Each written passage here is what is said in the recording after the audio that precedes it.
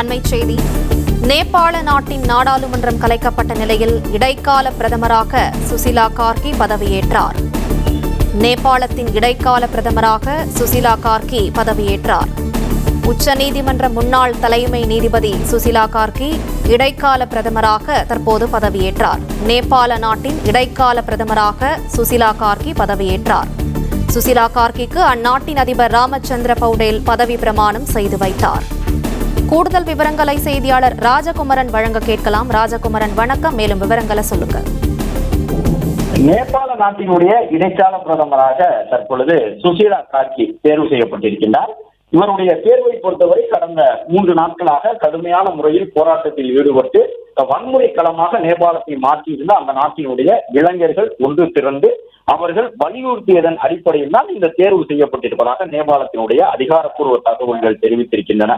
இந்த சுசிலா கார்கி யார் என்றால் ஊழலுக்கு எதிராக தன்னுடைய கடுமையான எதிர்ப்பினை பதிவு செய்தவர். அந்த நாட்டினுடைய ஊழல் எதிர்ப்பு வீராங்கனையாக பார்க்கப்படக்கூடியவர். அந்த நாட்டினுடைய உச்ச நீதிமன்றத்தின் தலைமை நீதிபதியாக பணியாற்றியிருந்தார். நேபாள வரலாற்றிலே முதல் பெண் நீதிபதி என்ற தகுதியை பெற்றிருந்த சுசிலா கார்கி தற்பொழுது அடுத்த ஒரு முக்கியமான தகுதியாக நேபாள நாட்டினுடைய முதல் பிரதமராக பதவியேற்றுக் கொண்டிருக்கின்றார். இந்த நியமனம் என்பது இடைக்கால பிரதமர் என்ற முறையில் தான் செய்யப்பட்டிருக்கின்றது. அதாவது ஒரு சமூக வலைதளங்களுக்கு எதிராக பிறப்பிக்கப்பட்ட தடையாணை ஒரு நாட்டில் எவ்வளவு பெரிய தாக்கத்தை ஏற்படுத்தும் என்பது உலக நாடுகளுக்கு நேபாளத்தின் மூலமாக தெரிய வந்திருக்கின்றது.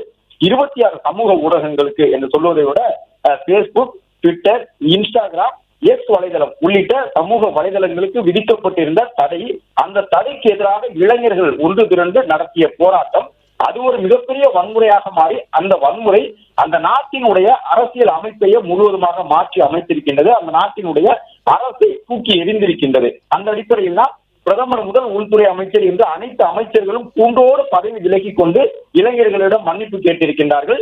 கடந்த 4-5 நாட்களாக வன்முறையாக காட்சியளித்த நேபாளம் தற்பொழுது அமைதி நிலைக்கு திரும்புவதற்கான ஒரு வாய்ப்பு ஏற்பட்டிருக்கின்றது. அந்த நாட்டினுடைய அரசாங்கத்திற்கு எதிராக குறிப்பிட்டு அந்த போராட்டங்களை நடத்தியிருந்த இளைஞர்கள் முன்மொழிந்ததன் அடிப்படையில் அந்த நாட்டில் ஊழலுக்கு எதிராக போராடி வரக்கூடிய நபராக பார்க்கப்படக்கூடிய பெண் நீதிபதியாக பணி செய்த அந்த நாட்டின் தலைமை நீதிபதி தகுதி வரை பெற்றிருந்த சுசிலா கார்கி என்பவருக்கு இந்த வாய்ப்பு தற்பொழுது வழங்கப்பட்டிருக்கின்றது.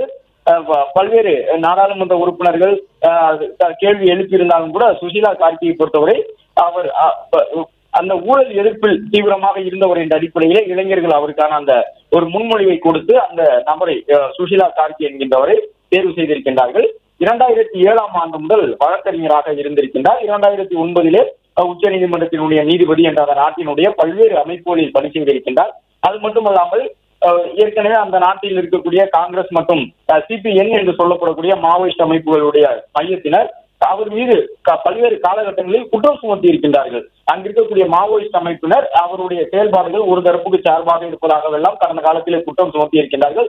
ஆனால் அந்த நாட்டினுடைய இளைஞர்கள் அவர் ஒரு நேர்மையானவர், ஊழலுக்கு எதிரானவர், சட்டத்திட்டங்களுக்கு உட்பட்டு நடக்கக்கூடியவர் என்று மதித்ததன் காரணமாக அரசு சீர்திருத்தக்கூடிய இளைஞர்கள் தற்பொழுது அவரை இடைக்கால பிரதமராக கொண்டு வந்திருக்கின்றனர். பிளே ஸ்டோர் மற்றும் ஆப் ஸ்டோரில் இருந்து பாலிமர் செயலியை QR கோடு மூலம் பதிவிறக்கம் செய்யுங்கள். செய்திகளை உடனுக்குடன் பெறுங்கள்.